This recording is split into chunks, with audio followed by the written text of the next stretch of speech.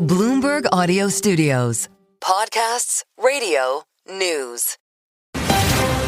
You're listening to the Bloomberg Balance of Power podcast. Catch us live weekdays at noon and 5 p.m. Eastern on Apple CarPlay and Android Auto with the Bloomberg Business app. Listen on demand wherever you get your podcasts or watch us live on YouTube. We're going to start in the UK, where President Trump and the First Lady are now embarking on a full day of pomp and circumstance, having arrived last evening for an unprecedented second state visit. Traveling with the president, Bloomberg's Anne-Marie Hordern, who joins us from Windsor Castle. Anne-Marie, how's it going so far? Well, there's been a lot of pomp and circumstance, as you say, Joe. A ton of theater on display today between a flyover, a luncheon with the royal family, as well as laying a wreath at the tomb of late Queen Elizabeth, who, of course, the president met on his first state visit to the United Kingdom in 2019.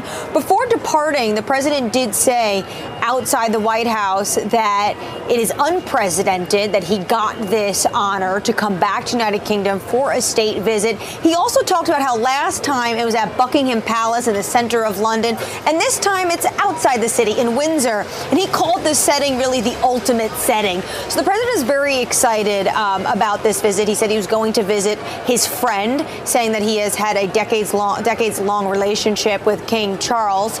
We should also note that slowly the state visit will start to feel a little bit more substantive on the economic business front. This evening, when the president attends the banquet, he's going to be flanked by a number of American executives, the likes of Larry Fink, tech executives like Jensen Huang.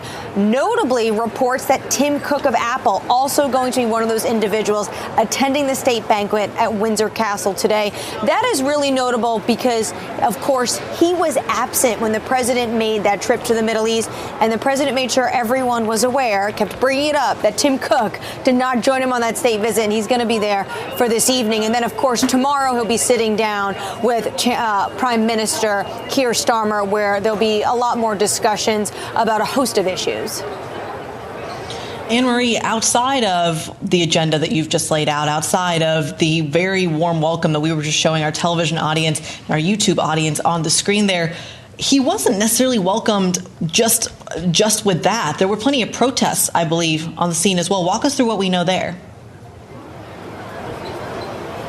Well, last night what we saw projected onto the walls of Windsor Castle, this 11th century castle, was a photo of President Donald Trump and the late sex offender Jeffrey Epstein. There was also protesters that had a tennis court-sized banner outside the castle of the two as well. So there have been moments of protests and individuals using pictures to protest for the President of the United States coming here, especially with a hot topic in the United Kingdom, such as Jeffrey Epstein, given the fact that the third departure in just 2 weeks was British ambassador to the United States, Lord Peter Mandelson, after the revelations in Bloomberg News emails about his close relationship with Jeffrey Epstein. So this can make quite an awkward moment, of course, as well as Jeffrey Epstein's relationship with as well one of the individuals, Andrew, in the royal family. But we should also note, because I've been outside the castle the entire day, there also have been individuals here excited for President Trump to visit. So it has been a mixed bag. I saw a lot of Make America Great hats, other hats that said Trump was right about everything, and T-shirts, some dogs walking around with MAGA wear as well. So I would say there has been some mixed responses right outside the castle gates. Well, that's fair reporting, Anne-Marie. Just quickly, do we know if there's going to be a bilateral news conference? Are these two going to take questions from the media tomorrow? There was some concerns that Epstein would be a featured topic. Do we know if that'll happen? Well, at the moment, we are expecting both of these leaders, Prime Minister Keir Starmer and President Donald Trump, to address the press tomorrow after they have a bilateral meeting at the Prime Minister's country estate in Chequers. We should note the president is walking into a very different political environment right now in the United Kingdom than it was 7 months ago when Keir Starmer visited Washington, D.C. and handed the president this letter from King Charles inviting him on this unprecedented state visit. You have a prime minister who has been dealt a number of blows over the course of the last 2 weeks. He is absolutely floundering in the polls. One recent YouGov poll has his favorability just at 22%, one of the worst favorabilities we have in all of Western European leaders. So he is really struggling right now. So for Keir Starmer, it couldn't have been a worse time for this state visit to happen, even though 7 months ago, a lot of onlookers were saying, look, this was a very clever diplomatic move for the UK government to pull out, because what happened after that? The United Kingdom was jumped to the top of the queue when it comes to the trade relationship. I was in the Oval Office in May when the president was on speakerphone with the prime minister announcing the trade agreement, which they then signed on the sidelines of the G7. But it's a completely different political environment right now for the prime minister, and really not the most opportune moment for him to have this state visit with the president of the United States. Anne-Marie, it's great to have you with us from Windsor Castle Live, Bloomberg's Anne-Marie Hordern, who we'll be hearing more from over the course of this visit. Again, the President and First Lady will be there through tomorrow. We want to assemble our political panel for more on this and the other stories we're tracking today in Washington. Bloomberg Politics contributors Rick Davis and Jeannie Shanzano are with us. Jeannie is our Democratic analyst and democracy visiting fellow at Harvard Kennedy School's Ash Center. Rick, our Republican strategist and partner at Stone Court Capital. Rick, would you have the president hold the news conference? You saw those images of Jeffrey Epstein projected on the massive tower at Windsor Castle last evening. It's a conversation the administration would prefer not to have. Can you trust the British press, never mind the Americans, to keep that quiet? Yeah, I think that the prime minister is just as concerned about having to answer questions.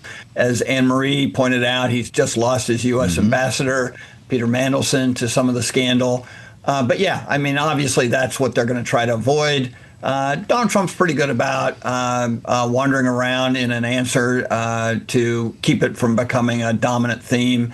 And his traveling press will be also looking for opportunities to curry favor with the president. And so it's not likely to be a major topic. And there are interesting things, whether it's what's the standing currently of negotiations for ending the war in Ukraine, to what's happening in Gaza, to immigration. They just had a massive rally opposed to immigration in downtown London. The visuals were amazing. I'd expect that to be right down the center for Donald Trump to want to take a swing at. Mm-hmm. So, yeah, there's going to be an interesting opportunity to hear exactly how these two politicians, under siege a little bit in both their countries, are reacting to the world events. Well, Jeannie, weigh in here. I mean, we know Rick just mentioned those immigration protests as well. There were some questions around free speech and the enforcement of free speech around that as well. Something J.D. Vance has previously brought up in London. From your perspective, what might we hear when it comes to a relationship, a transatlantic alliance that could potentially see some strain this week?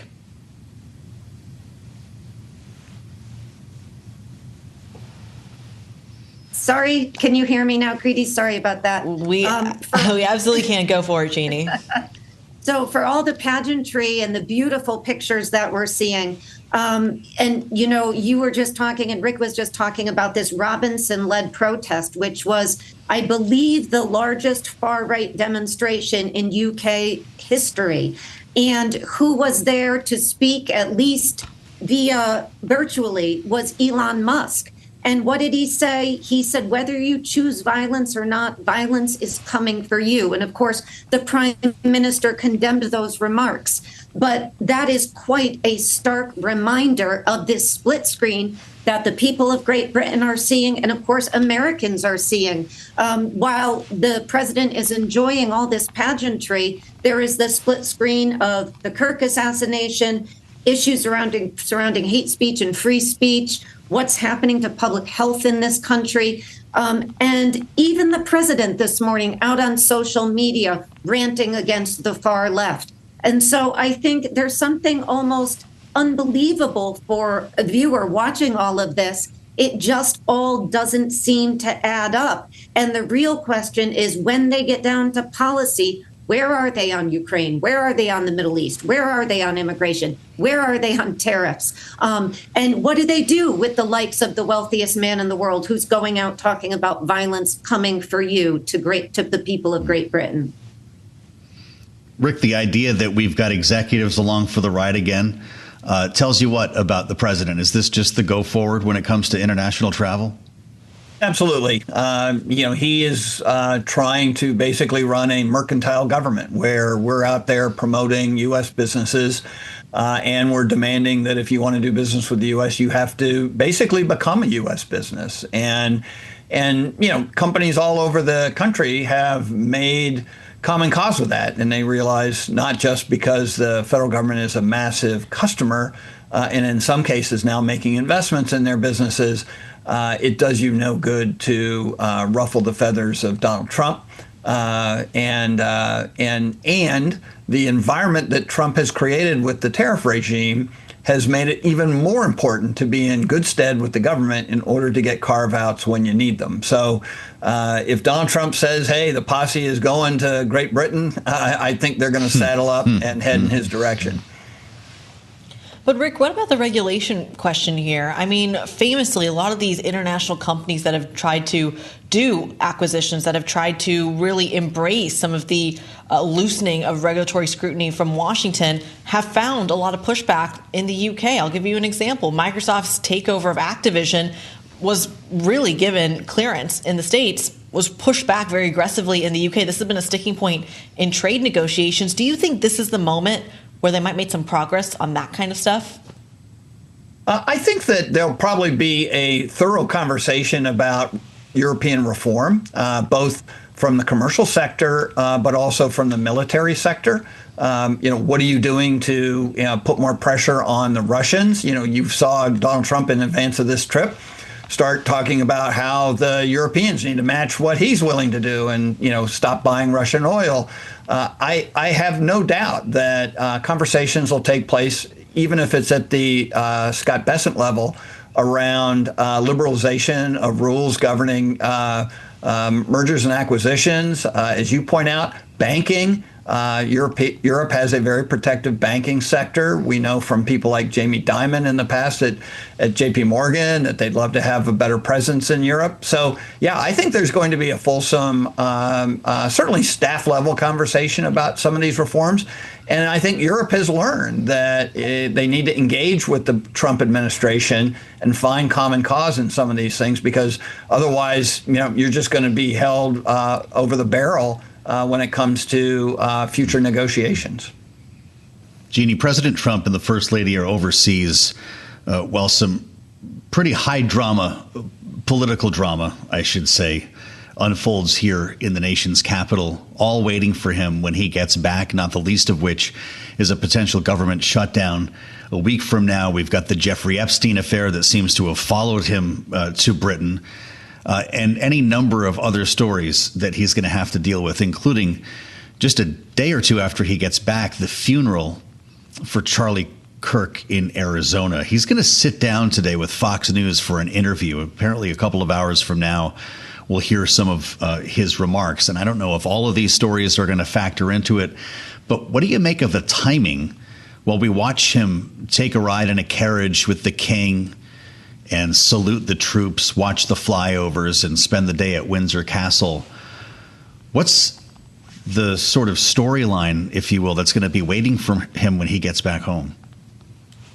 I think the big story is how much this is just a cognitive dissonance for anybody watching this, and what the president can do to address some of these issues.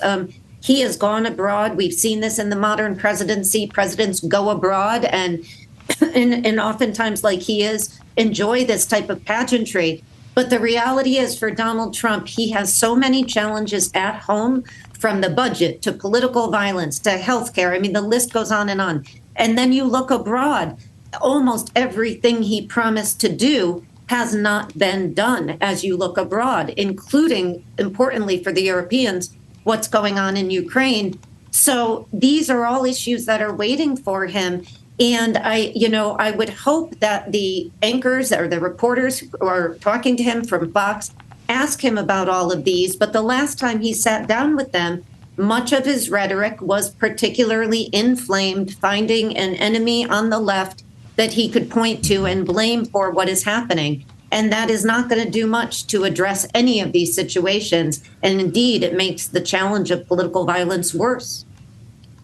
Well, we'll see if he's going to be watching what comes out of the Federal Reserve today. Maybe we'll get some truths from the UK. Jeannie Shanzano and Rick Davis, thank you so much. Bloomberg Politics contributors. Stay with us on Balance of Power. We'll have much more coming up after this.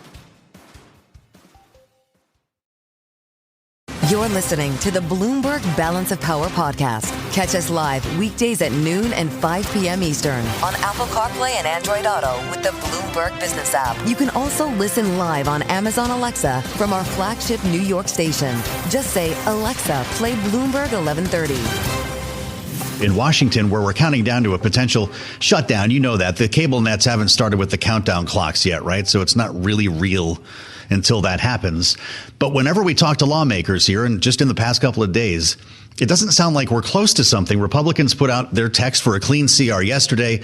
Democrats don't seem to be in the mood to have any of that, and they're preparing a counteroffer today that will likely include the extension of Obamacare subsidies. There might be more where that came from, maybe tinkering around with Medicaid following changes in the big, beautiful bill. Speaker of the House is ready for it. Mike Johnson talked about it just yesterday. Listen. Predictably and unfortunately, there are some Democrats who are openly pining for a government shutdown. In spite of this obvious and necessary step, they're grasping for straws as a party, and so some of them apparently believe that shutting down the government will be some sort of life raft for them so they can regain the support of the American people. I just think that is a fool's gambit.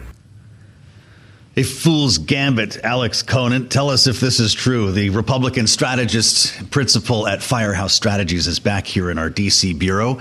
You've seen this movie so many times, it almost feels silly to talk about it until like the day before. Right. But, I mean, lawmakers don't have time for a shutdown on either side of the aisle, do they?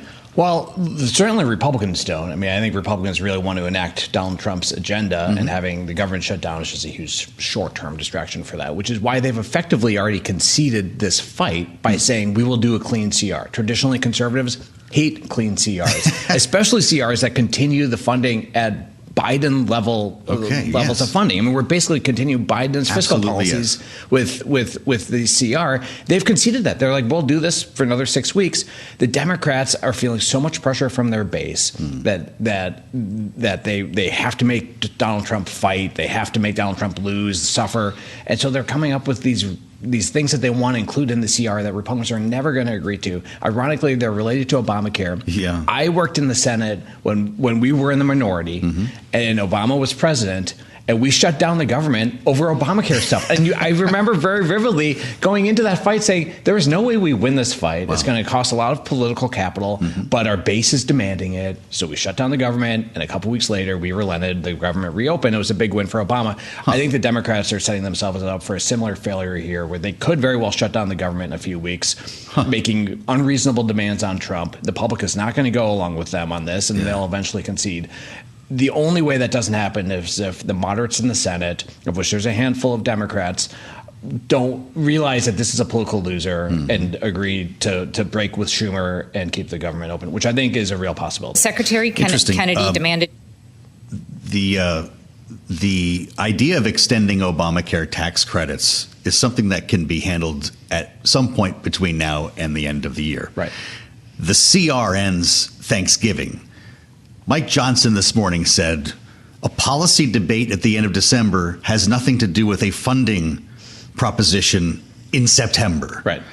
That type of messaging might make some sense to people, but would that suggest that there is a concerted debate over Obamacare? Oh, I think there absolutely is. Subsidies? I think that there are a lot of Republicans in the House and the Senate who are concerned about ending these subsidies going into because you know how that polls. Of course, it's brutal. Like, whenever you take something away from somebody, that's going to be unpopular. And so I think that there are a lot of Republicans in both the House and the Senate. While they don't like these tax extenders, they're not really looking, or these tax credits, they're not looking to cut them going into a midterm cycle. So I think there is interest in extending them. They just really don't want to do it as part of a standalone CR. They want it to be done in the context of funding the overall government. Got it. So I do think that this is going to be on the table this fall. Look, whatever happens the next couple of weeks here with the government, with whether or not we shut down the government, there is going to be a big funding fight before the end of the year. That's and you're going to sure. have healthcare drawn into it.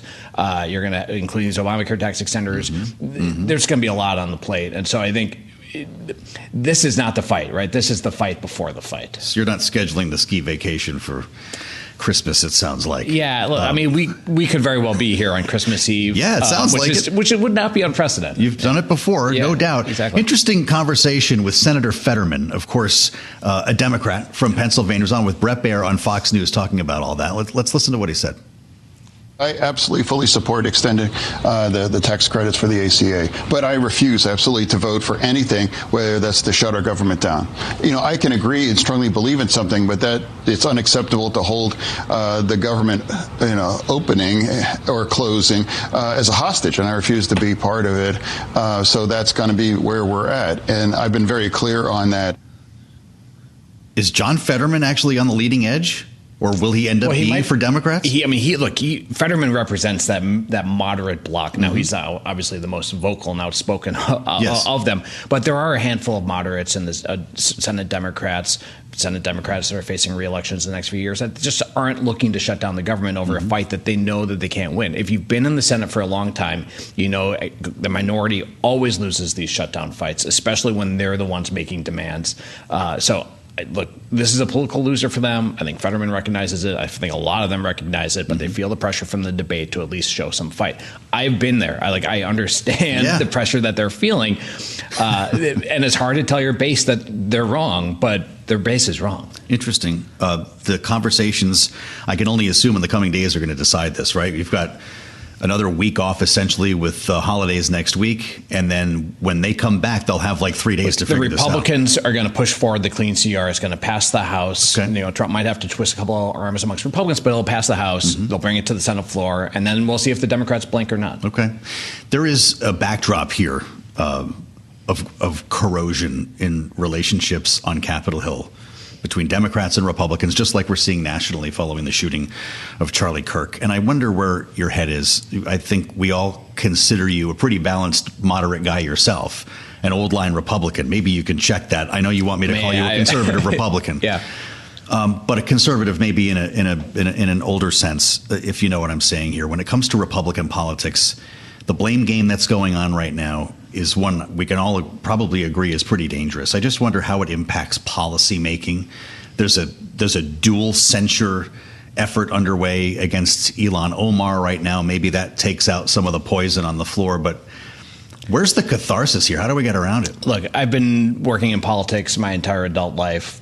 Worked on lots of presidential campaigns, Bush White House, Senate, lots of presidential campaigns. And you're right. Like this did not just happen in the last week. It's not Donald Trump's fault. This is the rhetoric, the personal nature of politics has been getting exponentially worse for the last 20 years. And I don't know how it turns around. I don't know what would cause it to turn around. But clearly, last week was just poured fuel on a fire. Feels like a new low. Yes, and I think for a lot of conservatives who have felt targeted, it became incredibly personal. And I think a lot of Democrats, not all of them, I think most Democrats' response was totally appropriate, but obviously some of them weren't. And I think they're feeling the backlash now.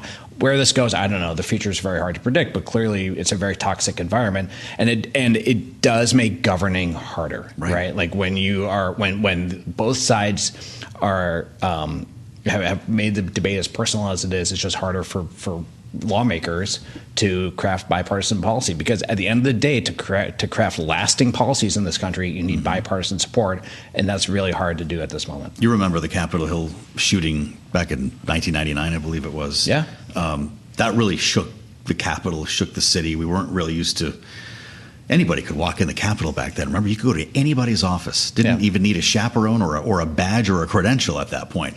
And that was the beginning of the change. Things tightened up a lot more after 9/11. A lot more security, yeah. But what do we need now? Do lawmakers need details? That's what they're talking about this week. I think that's totally appropriate. Yeah. I mean, I think, look, there's a lot of crazy people in this country and a lot of angry people in this country. Yes. And so... would you put your candidate in an outdoor event if you were on the trail? I know a lot of people in public life, and they're scared, right? Like the environment is very toxic right now, and so I think the minimum we can do is make sure that our public leaders are safe. Does this require leadership on a political level to get us out of this, to get us to a different tone and a different conversation, or is it something, I guess, more bleak than that? That in 2 or 3 weeks, Everybody moves on, the news cycle churns, and we're not talking about it anymore. Well, it's a chicken and an egg argument, right? Yeah. Like, I think leaders reflect the public opinion. And so, look, Donald Trump was elected because that's who Republicans want as their leader. Sure. And you look at the sorts of Democrats that are being nominated right now in state and local elections. That's where the Democratic Party is headed as well. This is like we're getting the leaders that we voted for. And so I think it's a bit of so obviously I think, national leadership can help set the tone for environments. But at the end of the day, that national leadership's, I think, reflecting the broader public sentiment. In the meantime, we're at the beginning of what looks like a spiral of 5-year gerrymandering here. Is the redrawing of congressional maps and the positioning we're seeing Democrats and Republicans only going to make the partisanship more extreme? I think it's going to be interesting to see how this plays out. I mean, ironically, what we're doing is making a lot of these districts way more competitive. You're taking very safe Democratic districts and turning them more purple, and and the way you do that is by taking very safe Republican districts and turning them more purple. Right. Both parties here are gambling that the political environment is going to be very good for them next year. Yeah, how true. But if it's not, this could backlash on one of the parties. So if at the end of the day we have a lot more purple districts, that's not necessarily a bad thing. So we're back to dummy mandering or something like that in the meantime. We'll see. This is why people hire Alex Conant. Great to have you back. Thank you. Firehouse Strategies, live with us in Washington, D.C. Thanks for listening to the Balance of Power podcast. Make sure to subscribe if you haven't already at Apple, Spotify, or wherever you get your podcasts. And you can find us live every weekday from Washington, D.C. at noontime Eastern at Bloomberg.com.